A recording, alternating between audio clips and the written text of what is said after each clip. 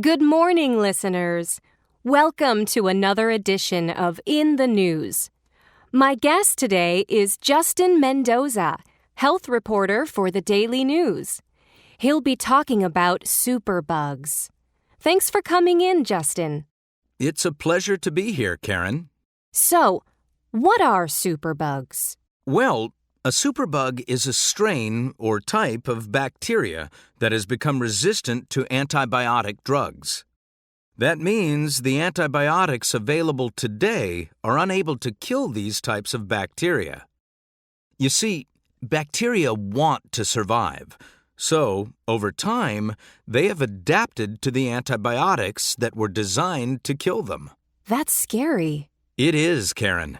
Since the invention of penicillin in 1928, we have come to think of antibiotics as a wonder drug. That's not true anymore. So, how can we protect ourselves against this new enemy? Well, the most effective method is to wash our hands frequently. But another reason we are becoming resistant to antibiotics is because of the food we eat. Is that so? I don't think many people are aware of that. You're right. The majority of the meat we buy comes from factory farms.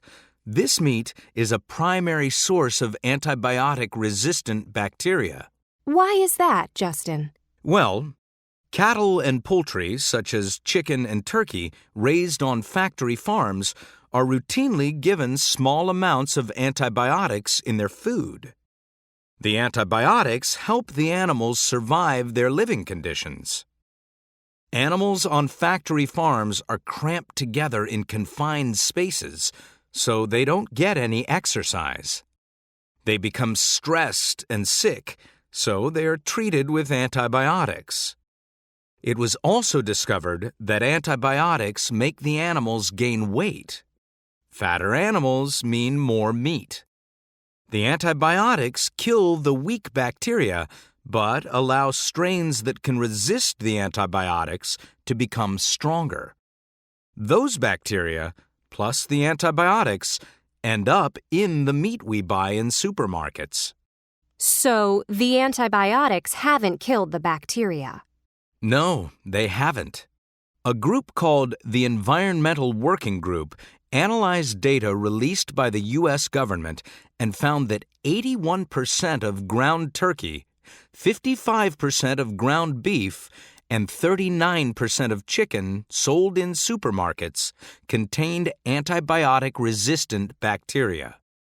These bacteria cause millions of cases of food poisoning each year. And the bacteria in these meats are resistant to antibiotics? Yes, 100% resistant. What can people do besides becoming vegetarians? There are some things we can do. For example, more consumers are demanding antibiotic-free meat. The U.S. government has responded by asking meat companies to stop feeding their animals unnecessary antibiotics. However, only 5% of the meat sold in supermarkets is antibiotic-free. And that meat is not always free of bacteria.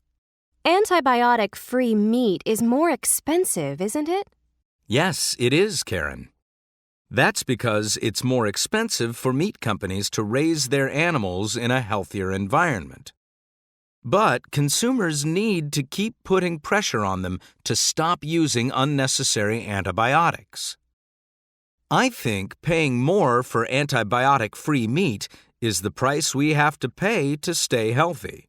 Or, as you said, we could become vegetarians and stop eating meat altogether. Well, that was very interesting. Thanks, Justin. You're welcome, Karen.